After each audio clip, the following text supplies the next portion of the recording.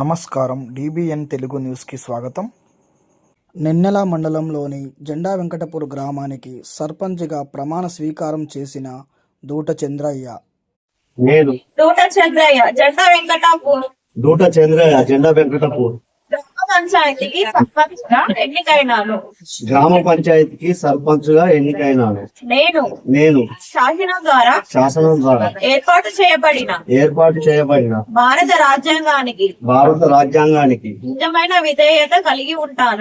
నిజమైన విధేయత కలిగి ఉంటానని భారతదేశ సార్వభౌమత్వం మరియు ఏకత్వాన్ని కాపాడుతానని తెలంగాణ పంచాయతీరాజ్ చట్టము 2018 తెలంగాణ రాజ్ చట్టం 2018